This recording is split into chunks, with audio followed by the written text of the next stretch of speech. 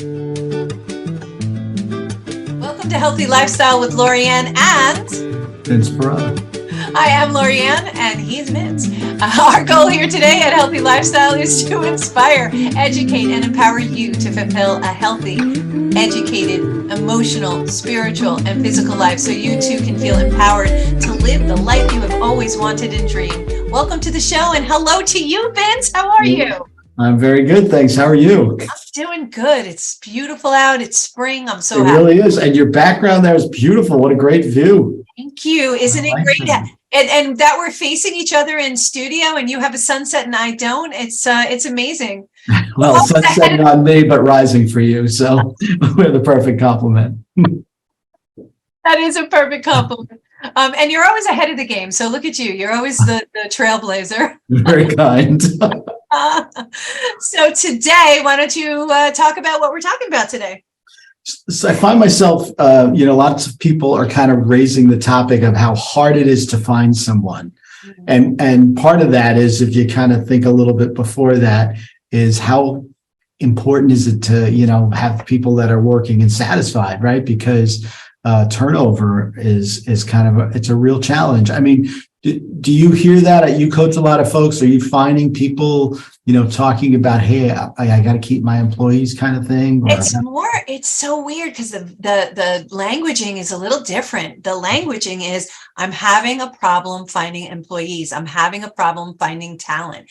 And I was like, well, if you have that problem, then what we need to do is reverse engineer it, as you would say, reverse engineer that and look at the fact that we need to work on our retention. First of all, retention is less costly than hiring and onboarding. Right. And why do people leave, Vince? Do they leave for money? No, studies show that it's not about money. People leave for lots of other reasons, which is unfortunate because while money is important, but it's kind of like what really bubbles them over is the money.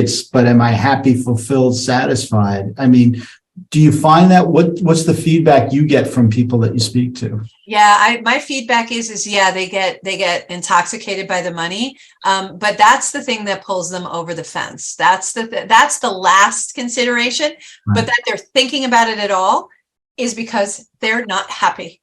And we need to create an environment that makes our employees and helps our employees have an environment that's safe and happy. And I'm not talking kumbaya happy. I just mean that they have an opportunity to grow themselves. And that's why you see a lot of businesses bringing in people like ourselves, which are coaches, to come and, speak to the employees and find out what's important to them. And what I do find, especially for people under 40, what's really, really important is that the company has give back. And if they don't see that, they feel like they're out of alignment. Give back meaning the company donates to another organization, or the company, like one of the companies I used to work for, we started this program where they used a lot of paper. They wanted to reduce their carbon footprint. So we went out and literally found out how much money we needed to spend on trees. And we had a replanting program that we worked with the Arbor Association to offset the carbon of all the paper we use while we were trying to reduce paper and get more online, more digital. I think that's a great example. I know that it's not about the thing you're doing, but that you are doing a thing, right? Yeah. So in other words, it's that commitment and demonstration of it. And I like your example there, reduce your carbon footprint. Another one that I've heard is the ability to have maybe sometimes a half a day to volunteer and do something. Yeah. That also, it's a way to give back, don't you think? Yeah, absolutely. One of my companies, they do Habitat for Humanity, and they pay the employee for the day, but they go and volunteer and they help build a house. And then they're so happy to be back at their desk because their hands hurt, their bodies hurt, they're bruised. Some cases they've hit themselves with the hammers. It's so funny when they come back because it's like, oh my God, this is a really hard thing to do. And they love sitting at their desk after that. So that's really good for employee retention because they're like, I did my job. That's another way of looking. I'm gonna add a little color to that story as well. I actually did that. I did too. In a previous life, and was a bunch of us that volunteered, and we did this Habitat for Humanity. And what I loved about the day the most was it was the end of the day, and there was a bus that pulled up, and it was taking us all back. And three of us were working on literally putting up a fence around the property for the new homeowner. And they said we had to go. And we're like, we had like 3 sections of fence or 4 sections of fence. We're like, we just need another half hour. And they were like, we got to go. We got the bus, and it's rented. Anyway, the ending of the story was people got back off the bus, helped the guys that I was working with, the 3 of us, and we finished the fence. They're like, we can just give us 15 minutes. And the vice president of the company goes, I don't care what you need. Take your time. I love that you guys cared enough about that. And we really felt great. It did a few things. One, it was a great demonstration of our spirit and commitment. And the second was the camaraderie that we built. This happened over 10 years ago. I still remember it. It still makes me feel really good because we didn't leave it unfinished. We were doing it for somebody that we'd never meet. Really liked that. And it's team building. I mean, it's a great opportunity for team building to learn and really respect what other people do. Yep. And now when you look at a house, you're like, oh, I know what that took to do it. Because, they gave me a power tool. I'm like, what are you, nuts? I'm not doing that. I show up with my high heel work boots and, my nails, and everybody's like, what are you going to do here? And I was hammering with the rest of them. I was talking about why they didn't have, the power hammers. I was like, why don't we have those as my back is aching? But it really gives you a lot of respect. It's team building. Nice. It's really good for the company. And it also makes people feel valuable. And the feeling I had, I'm sure you had the same one, but I'll let you talk about yours. The feeling I had knowing that I was helping another family in a very, they'll never meet me, they'll never meet you, but knowing that I was able to do that, it's addictive. You just want to go out and help other people. And honestly, there's so many good people out there. I have to tell the story, by the way, just to get off topic for a second, but you reminded me of this. I take a walk with Anthony at our local park, and these 3 people walked up to me, and they're holding this wallet, and they said, we found this wallet, and we were like, it's not ours. And they were like, that's not our question. I was like, oh, okay. It has a building on it. And I said, nobody's in the building. And they went, oh, okay. Do you think we should call the police? And I said, well, that's a good idea, but I'll tell you what I did when I found the wallet once. Is I looked in the wallet and I found their license, and I actually drove to their house because we got Google, and the person's house, they said, oh, I never thought of that. They pulled the license, and it was right in local to where I live, and actually not too far from where they live, which was really convenient. And they said, you know what, we're going to drive there. But the thing that was heartwarming to me is when he opened the wallet, they said there's money in it. When he opened the wallet, Vince, there was a couple $100 in there, and they wanted to get it back to them. I was like, there are good people. I'm getting all teary. There are good people in this world, and I wanted to point that out and say thank you. I don't know their names. If I took them, I would be announcing them now, but thank you to those good humans who did the right thing. And, their parents are going to be proud. Their higher power is proud that they went back and they gave that back to that person who's probably freaking out looking for it. Well, that's pretty amazing, because when you were telling me that, what came back to me was my neighbor passed away. There was an older couple across the street. And my neighbor passed away.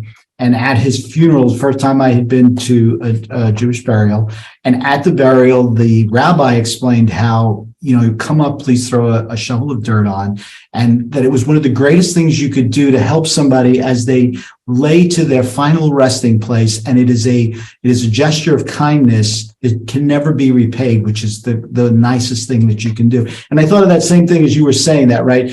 That couple doesn't know the gesture of kindness by returning that. Maybe they put it in the, mailbox, just left it for the family to find. But the point of the story is to do that nice thing, like Habitat for Humanity. I'll never meet those people. You meet those people, but we help somebody. It's a gesture that can't be repaid. I think that's the greatest thing in the world, because there's nothing tied to, you're getting nothing. You're getting nothing. It's just about doing nice things. It's so true. Well, you do get something. You get the fulfillment of knowing you're doing the right thing and you're helping another human out. And that if one day perhaps it happens to you, somebody else will have that good heart and do it back to you. So it's very reciprocal. Not that you do it for those reasons, but you do get, I think, a little bit of that out of that. Right. There's something that everybody can do. I actually learned this from my good friend, Paul Saladino. He's a wonderful human being. And I'll never forget that he does this event every year. And it's a give back event, but he had this tree, and on the tree he had these cards, and you would give a gift to that card to that person on that card. And I love that. But the other thing was, he says, and if you can't do that, because it's a lot, he said, just do a little minor thing, which is, and now I do it all the time and I love it, it's kind of fun, is you buy a lottery ticket and you go and you find a random car and you just put it in their windshield. Well, I did one day, and it's awesome. It's all, and you have to drive away. You can't stay. You have to drive away. So you never know the outcome. We don't know if somebody wins. Somebody could win. It's random. So one day I go do that and I put it in the windshield, and I see the person go in.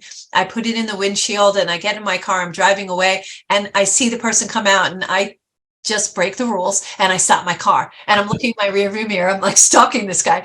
I'm looking in my rearview mirror, and as he's walking to the car, you see his body just change. His whole physicality changes, and he's like, son of a, because he thinks he has a ticket now in his windshield. And I'm like, oh no, he's upset. And give him the feeling you were thinking. I was not giving that feeling. And then all of a sudden he sees it, you pick it up, he sees it. You could see just by I wasn't close enough to see his face, but you could see there's confusion, because now he's looking around like, what the? And then I left because I didn't want to know if they won or not. But it just changed their life. It's like holding a door open. It's those little things in life that we can do to just say, hey, we're here. We see you. You're being seen and heard. And it's a really nice thing to do, going back to the Habitat for Humanity, this good deed that this group of young people did.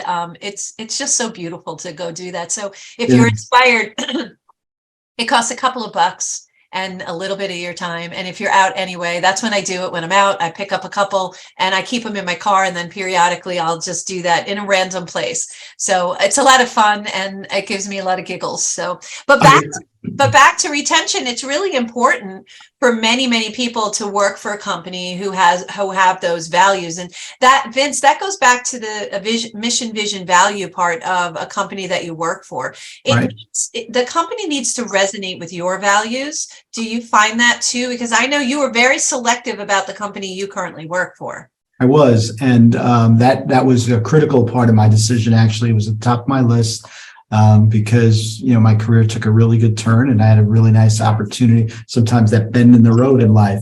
And the most important thing was a company whose value system I aligned with and believed in. And I was very fortunate, because where I landed, I have seen multiple times that I made the right decision. And I think people are doing that more often than not. Yeah. And I think, though, the difference is, and I would say, because I interviewed with a number of companies, they were the ones who articulated it. Everything that I read, everyone that I spoke to said those, that, like, in other words, everybody spoke from that same sheet of music, and I saw them live it now, being part of that. So I was going to ask you, when you're with somebody, how do you help your clients? Because it's one thing to have the vision. That's really great. But how do you help them live it and articulate it so that it's part of their culture and it's ingrained and people see it? Because that's, again, how to avoid people leaving? They're part of a culture. They're part of something. They're happy and they find personal satisfaction as well as professional. How do you do that with the folks that you work with? Yeah, so that's a really great question, but you've heard me talk about foundational and how I work with foundational structure, how important that foundation is. Well, part of that foundation is your mission, vision, and values. So we spend an inordinate amount of time figuring out what are the values. We already know what the vision is. We know what you want to do. Your mission, you know what you want to do. We'll get clarity on that. But I want to know what your values are. I want you to know. Most of the time, we're not asked that question. So when you look at your values and you figure out what it is, be it accountability, be it respect, whatever those values are, we put them down. And then we use them as a litmus test. So when you're having issues retaining people, we need to look within ourselves and say, okay, what is the company doing that's creating an environment that people are not staying?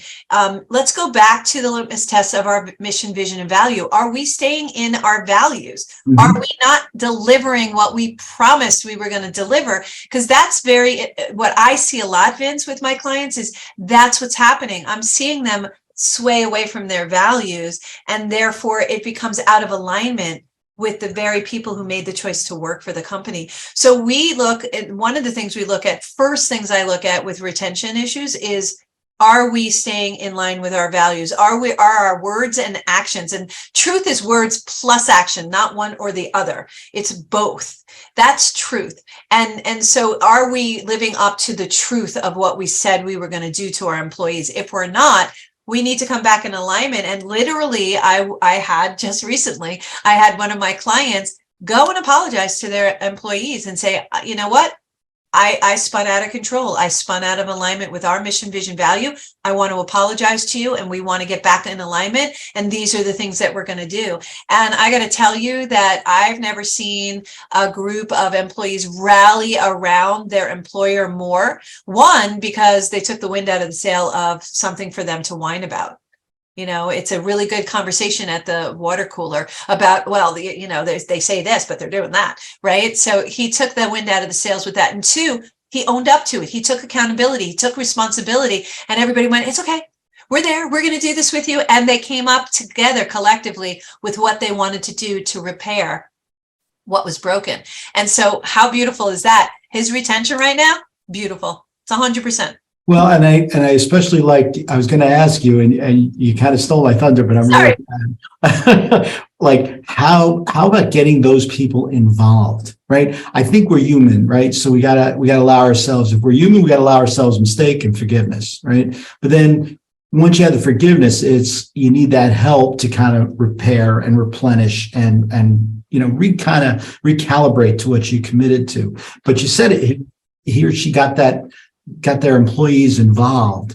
And tell me a little bit about that, because I'm sure there's a lot that goes into that, because that's not an easy conversation, right? And it means, I'm guessing you have to be pretty open to hear what other people want to say around that. Well, yeah, listen, none of us have all the answers. Even think of the smartest person that you know. I know it's me for you, Vince, but whatever. No, think of the smartest person you know, and they don't have all the answers. They may know where to look for it. That's a key. My dad always said to me, you don't have to have all the answers. You just know where, you have to know where to get them, or you have to have people around you who know it.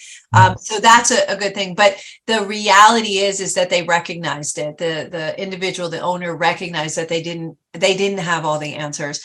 And by bringing in the employees, you have to be prepared to hear things that you're not happy to hear about. But that's the importance and the advantage of having feedback. That's an element of feedback that allows you to get to the next step, to have that collaborative moment. But if you're not open to hear, hey, you didn't do the right thing, and if you're not open to having that hard conversation and listening it, then you're off your values anyway. And you're going to find that you're going to lose employees, because again, you're not open to growing. So you're going to get stayed stuck. Have you ever worked with people who stay stuck? They like it where they are. It works for me. There's no reason to change. You know, you get that kind of thing going on. And yeah, it does work for you, and that's absolutely fine. But it goes back to a phrase they used to use when I worked at a town. The employees would say to me all the time, well, this is how we've done it all along. Okay, humor me. Let's just change it up. You know, let's do it a different way. But this is how we've always done it. We change it up. So we open up the communication to the employees. And that particular employer was courageous and brave to step out of his comfort zone, to be able to take that information back and say, okay, let's do this together. Let's collaborate. That to me is courage. That to me is the definition of bravery and courage, because it takes a lot to be able to acknowledge that you've made a mistake and to take the steps to allow other people to come in and give you their advice. Now, did we do everything that all the employees said? No. But we were able to implement a large majority of them. I mean, you're always going to get that Weisenheimer who asks for the world. So that just happens. But they were realistic, and we actually broke it down. It was one of those conference room moments where we had papers stuck to the wall and we were writing down what everybody said, and then we went back and revisited. And so, how achievable is this? How are we going to do this? What do you think about it? And some of the things were so time consuming that the employees figured out they don't have time to do that. When are we going to do this? So we didn't discard it, we shelved it. And sometimes allowing people to work through things, they actually kind of reach the right conclusion, but not actually, but they do reach the right conclusion and recognize not all things are doable while they're they're good and they're aspirational. They're not always doable. So it's acceptable then that we may not include that in our final output, our output or outcome, what we're trying to achieve. So I think I want to combine this, and maybe this is a good question to give us a pause, but so that's being reactive in the situation. But the question I would ask you is, about being proactive where there isn't a problem, where you're not hearing things. But I'm gonna say, if it ain't broke, break it, right? What do good companies do that are doing well, or what do good entrepreneurs do that are doing well to make sure that they're not missing anything? So maybe that's kind of the second half of the conversation. I love it. And at this point, I'm going to say you're listening to Healthy Lifestyle with Anne and Vince Perrotta, and we're going to take a short little break. And when we come back, let's address that question, and we'll have more talk about retention and how do we maneuver in business these days during this crazy life that we're having right now. We're going to take a break. We'll be right back.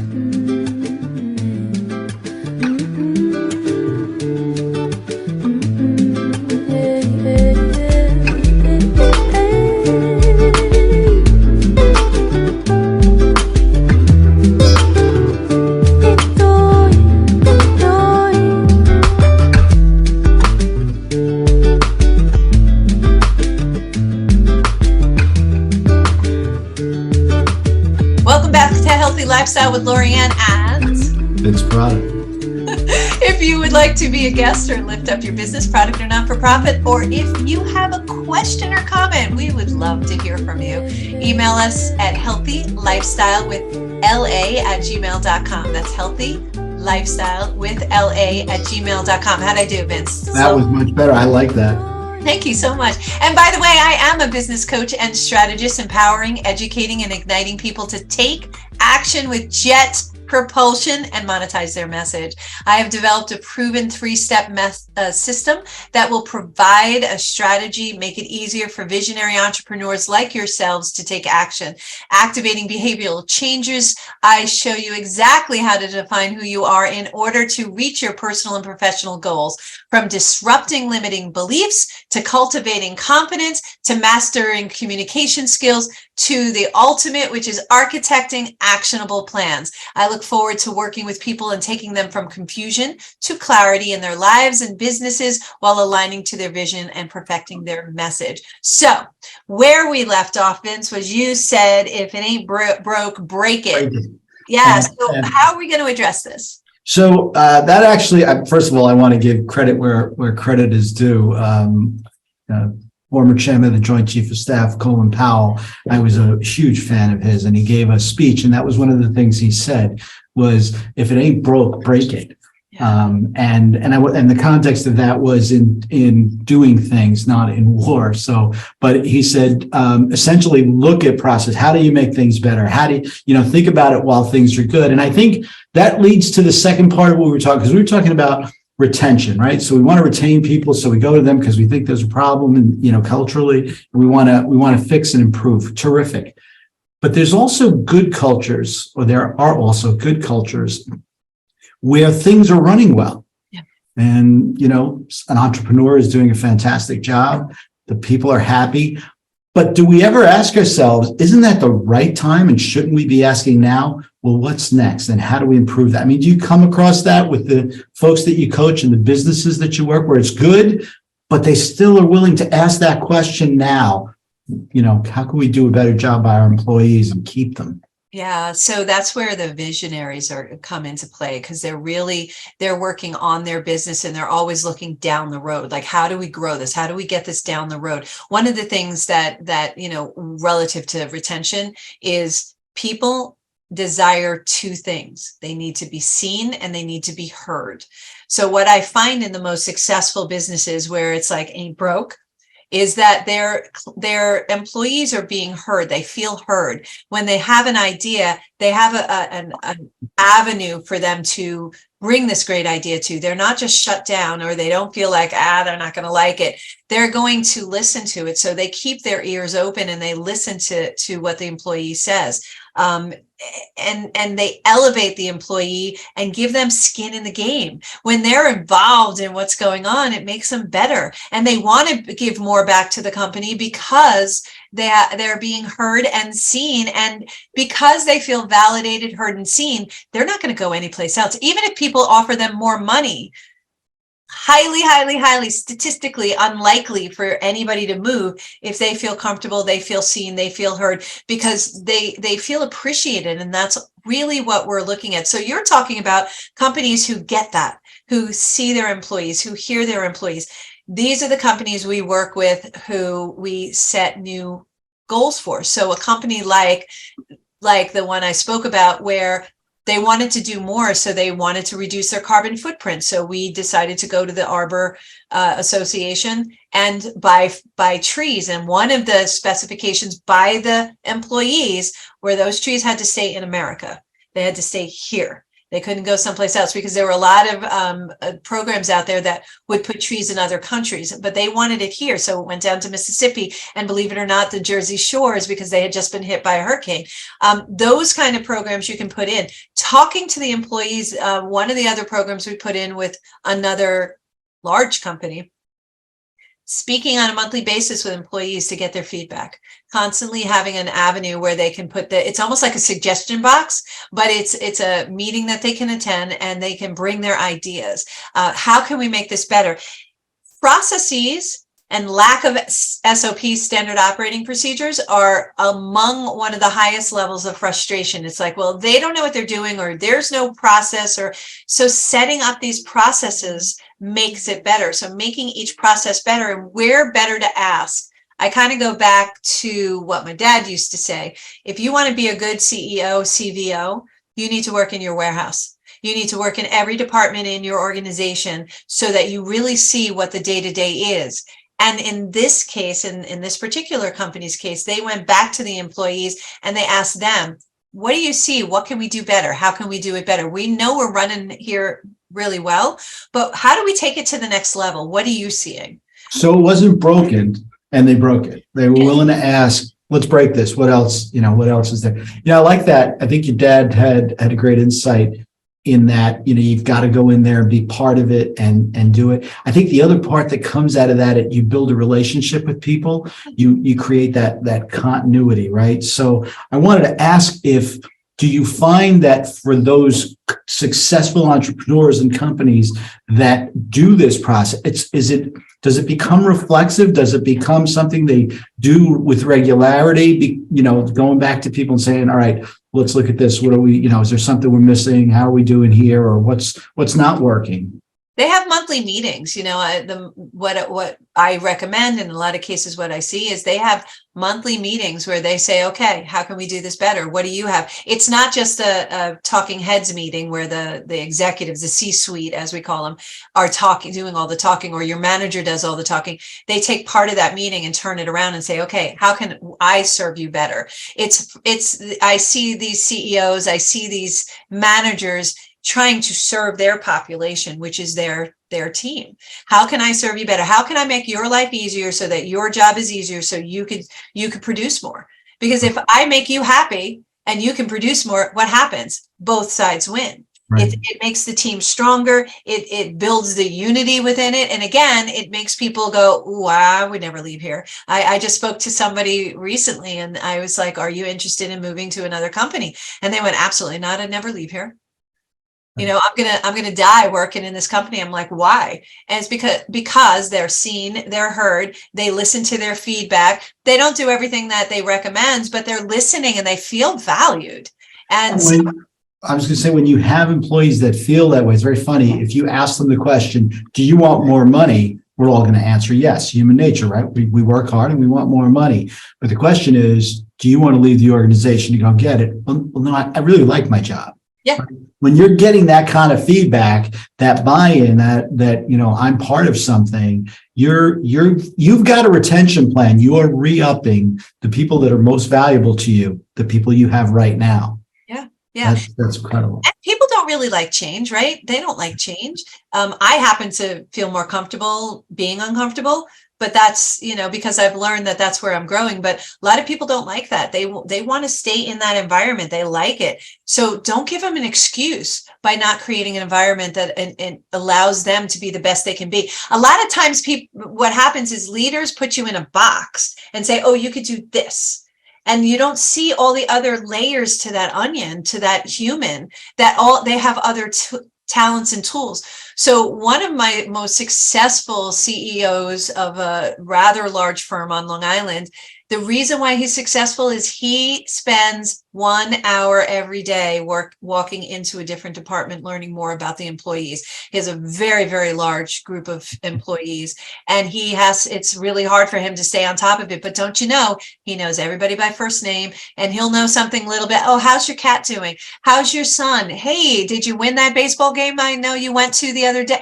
He knows those little things. And I actually have another woman CEO who does the same thing. She knows those personal items. It's like going to your favorite restaurant. I'd rather pay more and go to a restaurant when I walk in and they're like, Lorianne, I'm so glad you're here. Who are the guests that you brought to our restaurant? And we feel extra special, right? We're still going to produce, we're still going to eat our dinner, right? But at work, when you feel that extra special, when the big man, the big woman of the organization, big human of the organization takes enough time to say, hey, how's your cat? Changes something today. It does. When somebody knows you and there's that connection, that's a part of retention, because I'm not part of the company. I'm part of the culture that's here. I'm part of the people. I'm close with the people. We're human, and we like that. I think that the pandemic taught us that. It was very funny. One of the things, pardon me, that I think people miss the most were those little gestures, like you shake hands when you see somebody. It's a warm greeting, right? Or maybe putting your hand on a friend's shoulder. We stopped doing a lot of those things, and we kind of lost that humanity that we had. And as soon as we had the opportunity to do that again, you could see how much people really enjoyed embracing each other. And I think craved it. Yeah. And you embrace somebody with the things you were just saying. Those CEOs are brilliant to just get to know people because you sincerely care. Yeah, and they do, because they realize that their number one resource in any company are your employees. So that helps with retention. And you said a really important word, and it gets thrown around these days, but it's culture. It's not a job. It's being part of an organization, being part of a community, being part of this culture. And you create that culture with your mission, vision, value. That's your baseline for your culture. And then you build it by actually taking words and actions and doing things to elevate that culture, creating this environment to allow the individual to be the best they can possibly be. So instead of focusing on their failures, which a lot of companies do, it's like, oh, you're not good at this, so we're not going to elevate you until you get better. And they point out all your weaknesses. We kind of shift that lens and say, we all have weaknesses. We're going to help you strengthen those while you make your strengths even stronger. So what happens is it becomes this balancing act up to the manager to make sure that we get the best out of people. And that expectation makes these already high vibing companies level up. And I think there's a shading in there that you can also say sometimes, in lieu of that individual having a lack of ability to accomplish something, the question that you might want to ask them is, so what's blocking you? What's in your way? Yeah. Because sometimes somebody could do it, but there are things that are in their way. And I think that's one of the great values that a leader can bring is, let me move the obstacles out of your way, but you got to tell me, you got to help me, because I don't see everything, right? If you can confess you have blind spots and they can tell you what the obstacles are, together you're a heck of a team, because one of you moves the obstacles and the other one's going to plow through for success. Also, what you're asking is, what do you want? And when was the last time somebody asked you, what do you want? And that's a question. When somebody asks me that, I'm like, wait, what? do I want? Okay, and I'm able to rattle that off. It's like, I'll tell you, I'm going to tell you what my vision is, and I'll tell you what I want. But when you work for another company, so another person, very rarely as an employee do you get that question asked. So it's a different way to ask what you just asked is, what's your block? What's preventing you from being successful? Another thing good businesses do, and I don't want to give away all of my tools, but one of the things that, I see successful people do, and I really encourage, is sometimes people aren't in the right position. So I actually was in this one company, and they were saying that they had this marketing person in there, and they did a crappy job. They were doing a terrible job, and I was like, okay. And they wanted me to find another company to come in and do their marketing. And I said, can I see the report about the leads that you're getting? And so they give me a report. They were getting like 57 leads a week. That's good. That's really good. And I was like, okay, so let's follow the leads. How was your closing? Let's go to the closing. And they hadn't closed any of them. And I was like, okay, so there's a disconnect. The leads are coming in. So the marketing people are delivering the mail. I always call it delivering the mail, because that's all they can do is they deliver the leads. You have to nurture them and close them. So there was a disconnect someplace in the closing part. So I said, can I just sit in the office for a little bit and observe what's going on? And I made an observation, and I was watching this woman, and she was doing this spreadsheet, this huge spreadsheet, doing the spreadsheet, and the phone would ring, and she'd pick it up, and she'd be like, yeah. And I was like, oh, my word, please don't answer the phone like that. But that's how she was answering it. And now she has to go back to her spreadsheet when she's done and start from square one again, because where did you leave off? You can't pick up something like that in the middle all the time, right? And she kept getting interrupted, and you could see her level of frustration was getting higher. And then there was this other woman in the same room, and she was just doing some filing and stuff like that, and she wasn't answering the phone. And I was just wondering, what would it mean if we put her on the phone? Now, the funny thing about that is when she answered the phone, she was so perky and peppy, and I was like, oh, my teeth hurt. It's just too sweet. It was just amazing. The difference, though, was remarkable. And what I did was I made a suggestion to the owner. Would you be okay? This particular person is getting interrupted. Well, I said, is it important that she does the spreadsheet? Can this other woman do the spreadsheet? And he went, oh, no. This person, she does all this for me, and that's all. I said, can we put the other person on the phone? They look like all they're doing is filing. And not to say that that's not important, but maybe they have a better bandwidth, and you could stop and start filing without having to start at the beginning again. So long story short, they switched roles. She started answering sweet, my teeth hurt. And the other woman was like so relieved, and she was able to work and be more productive. We then looked at their leads, and they looked at the closing, and they had a 25% increase in closing. That's by the fact that they could keep people on the phone, because when they got answered, yeah, or what, one of the times she answered the phone, what, when she got that, when they got greeted with that really sweet greeting, they stayed on the line long enough to speak to a salesperson in order for them to close the business. And we didn't have to change and cost more money, because you're going to go to another marketing company. They're going to charge more. There's going to be doubt, and he didn't trust them anyway. So we built trust back up. He got told that he did have the right service provider there. And we made two people really happy, because she loved being on the phone, and the other person loved doing her spreadsheets and doing the work that she was doing and supervising the woman on the phone. So with observation too, sometimes it's the wrong position. That's all. So I'm going to summarize a little bit here, because I think we had three pretty big topics that we touched on. The first one, we talked about people who are, leaving, or we're experiencing, problems with retention. We want to see what we can do. Ask the questions, right? Be bold and ask the questions to find out what's going on. How can we improve this and fix this? So either they don't leave, or if they do, we can, work to make it better for others.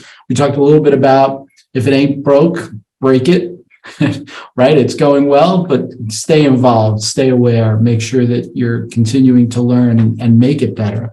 And the last one, I love that you talked about, sometimes it's just making sure the right people are in the right seats. And you may have really good people, but plugging them into the right places can make an enormous difference in both their happiness, productivity, which is also going to result in retention, which is where we started, fair summary of where we are? Fair summary. And I offer retention programs where I go in and I help companies with retention and learning how to do programs and setting up retention. Same thing with expansion programs, working with companies who have, a decent retention, but they also want to expand and do more with their company, more with their employees, and just really build on the strong foundation they've already built. And, more importantly is when you are a really good leader and you're walking around your office, walking around your company, and really engaging with your employees, you will see that they're in the wrong seat. You will see if you're opening your eyes. So spend that time. I know it sounds like a lot of time, but 1 hour a week, 20 minutes a week, 5 minutes a week, just spend a little more time communicating with your employees. So that will markedly improve your retention just from the get-go. Then if you take these other steps, it will just really elevate that retention capability, especially in the time we're in today, where hiring is so difficult. I got to tell you, I have this conversation about retention and hiring the last couple of weeks. It's been a theme. It's just been a theme. That's right. And companies are doing all they can to retain people. And my last thought to you would be, if somebody's walking around and you're looking and you're speaking to people and asking questions and you're not hearing anything, something's really wrong. They need to call you right away. Yes, exactly. Oh, yes. Yeah. Well, they have to recognize that they're not hearing in order to know to call me. So you have to be aware, but I really recommend, and this, we talk about this. I really recommend having someone who is going to be your accountability partner, whoever that is, and make sure that accountability partner is a raving fan and a cheerleader, because you want them to hear what you have to say, and you want to be able to be frustrated around them, and you want to be able to bounce ideas off of them safely without feeling vulnerable, because we are in a vulnerable place when we're really being courageous and opening up and opening our ears and eyes and seeing what we're really doing or what we're not really doing. So does that resonate with you, Vince? It does, because if people are engaged, if people are committed, then they're going to come forward and tell you things that are not working. And that's not a bad sign. That's a sign of trust. That's a sign of culture. That's a sign of commitment. So spot on, Lorianne. Yeah. I next time when we get together and we're in the coaching corner, I want to talk more about how do we deal with, the financial conditions of the world right now in a business. I want to talk about that because I know you have a prolific amount of information about that. I always say I do marketing. I don't do math. You do math and you do it very well. As well as coaching. You're amazing. Any last thoughts, Vince, to help our listeners? Just be open and listen. The greatest gift a leader can have is the ability to listen. Beautiful. I call it wait. Why am I talking? Wait. Thank you all for joining us today on Healthy Lifestyle. I'm Lorianne and Vince Perrotta. I hope we have earned the privilege of your time. I want to thank Vince. Vince, I love doing the coaching corner with you. You're always lovely. If you are looking for a business coach, accountability, strategy, direction, a sounding board, someone to help streamline your business or more, just give us a call here at 516-983-3591. Love to help you soar to success. Thank you again for joining us today on Healthy Lifestyle. I hope you got some good, valuable information out of it. Look for our show next Saturday. Until then, I am Lorianne Casdia. I'm Vince Perrotta. Play a higher role, serve a higher purpose, show up for you, and show up. Yes, show up big. Even my coach decided you wanted to show up big. All right, everyone, have a great day. Bye. Thanks, Vince. Thank you.